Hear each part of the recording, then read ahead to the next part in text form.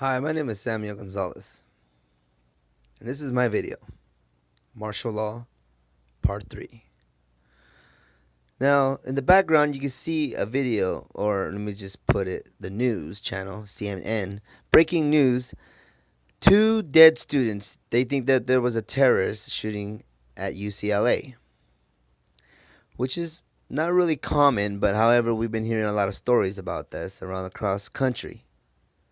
Now, if you look very closely, you can literally see that there's something more than just that. It looks like they're doing a martial law or some kind of a people count. To me, I think it's straight bullshit. They lie to the public through the media. That's how they get us. I provide the facts. You be the judge. We begin tonight with a tale of 2 speeches, both from the same man, both from President Obama. One speech that could have been billed as a ballad to the Constitution, a proclamation of American values, a repudiation of the lawless behavior of the last presidential administration, and another speech announcing a radical new claim of presidential power that is not afforded by the Constitution and that has never been attempted in American history, even by George W. Bush and Dick Cheney. Incarcerate people preventively, preventive incarceration, indefinite detention without trial. That's what this is. That's what President Obama proposed today, if you strip away the euphemisms. One civil liberties advocate told the New York Times today, quote, "We've known this was on the horizon for many years, but we were able to hold it off with George Bush. The idea that we might find ourselves fighting with the Obama administration over these powers is really stunning." The city's homeless problem, however, is worse now than ever, according to a new report which says that nearly 115,000 people went homeless last year, including nearly 40,000 children. According to a new report based on interviews with former NSA contractor Edward Snowden, the National Security Agency secretly planned a cyber warfare program that could automatically fire back at cyber attacks from foreign countries without any human involvement, creating the risk of accidentally starting a war. The report said the program, codenamed Monstermind, would have let the military agency automate the process of hunting for the beginnings of a foreign cyber attack. According to the report, published this week by Wired magazine, the software would be constantly on the lookout for digital traffic patterns that indicated known or suspected attacks. A leaked 160-page Department of Homeland Security document, dubbed Capstone Exercise 2014, Scenario Ground Truth, describes a nationwide drill taking place from March 27th to April 24th, 2014, in which martial law is declared in the aftermath of a massive cyber attack by several fictitious anti-government groups, one specifically named Free Americans Against Socialist Tyranny. The drill guidelines read like a top-secret presidential directive, even mandating that the document be kept in a locked safe. Each and every page is stamped with the order "Trusted Agents Only," and describes how only DHS agents are to view the document, specifying that the thousands of local and state employees taking part in the drill, even National Guard and military members, be not allowed to look at it. In the wake of the national disaster, it is not Russia or the Chinese who have historically waged frequent cyber attacks on the U.S., but liberty-loving Americans who are the enemy. According to the document, quote, "Cyber attacks are expected throughout the exercise by members of anti-government organizations, such as Free Americans Against Socialist Tyranny and individuals sympathetic to their cause." And train and equip the Iraqi army in Al-Anbar, Najaf, Karbala, and northern Baghuz provinces. And I'll tell you right now, Homeland Security would kick their butts in a week. What's happening here is we're building a domestic military because it's unlawful or unconstitutional to use American troops on American soil. The way we do things in the military is called task organization. You take a command and then you attach units to it in order to accomplish the mission.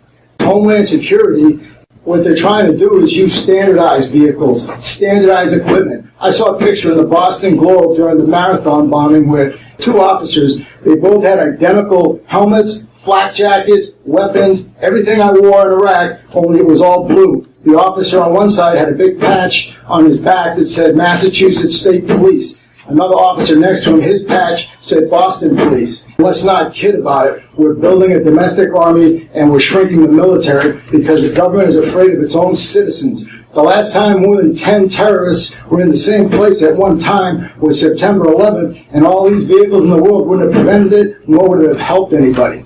We're building an army over here, and I can't believe that people aren't seeing it. Is everybody blind? I want to talk about who's the commander-in-chief of the military. It's not the President of the United States. He is not the commander-in-chief until war has been declared. War has never been declared since World War II. And I have had 9 combat tours. And each one of them has cost me 18 months of my life. I've done my fair share of killing. I'm tired of it. And you're either going to go to the ballot box or you're going to go to the bullet box in the next 18 months. If you got that time. I'm dead serious. I'm a former Green Beret. I know exactly what I'm talking about. This ain't no game, folks, and I'm going to read to you in just a second. The President shall be Commander-in-Chief of the Army and Navy. Notice it doesn't talk about the Marines and the Air Force. There's a reason for that. Of the United States and the militia of the several states, when called into actual service. So if they're not in service, who's he commanding? If they're not in war, who's he commanding? On my birth certificate, it says Caucasian male. I went down and got me a new birth certificate because somebody wanted the police department. I was a white male. I said, well, wait a minute. I got 2 birth certificates here. One says Caucasian, one says white. She says, well, they mean the same. I said, well, then why did you change it? Tell me. Couldn't do it. There's a reason for that if you understand psychological warfare. It's taken away your humanity, which makes the soldier who's going to kill you feel much easier. The first thing they do when they want to kill you is they start changing who you are. They take away your identity. A horse is the same as a pony. A girl is the same as a woman. It's not true. This is the proposed new Constitution that has already been drafted. They only need the right incident to bring it down. And they're working on that right now. We're not very far away from an event that's going to bring what you call martial law. That term will never be used, by the way. Emergency police powers will be. It says, change the Second Amendment, change the Eighth Amendment, removing the First Amendment clause. Who do you think they're targeting on that? Christians. The states must become submissive to the federal government in all aspects. Allow Congress to states to perform federal duties in emergencies. In other words, they want to be able to send everybody anywhere they want. This is what the world's going to start to look like by 2015. I snapped that with a little camera. I was in that office that you see. That's the Secretary of the Army. Secretary Hillary Clinton was there. He said in 2015 events are going to start happening. That's going to transform us into this. Now you've seen the Constitution. I'm not blowing smoke up your backside, folks, because you ain't got nothing I want. And I'm not afraid of a man in here. You don't intimidate me. This is going to happen. It cannot be stopped. You got to make your mind up to man up or get out. Lead, follow, or move. This is serious business. There's going to be a lot of blood, folks, because you're looking at a 160-year-old man ain't going to go along with it. Been there, done that. What they going to do, kill me? Hell, I died a long time ago. By 2020, this will be in effect. The United States has been subdivided into 10 regions.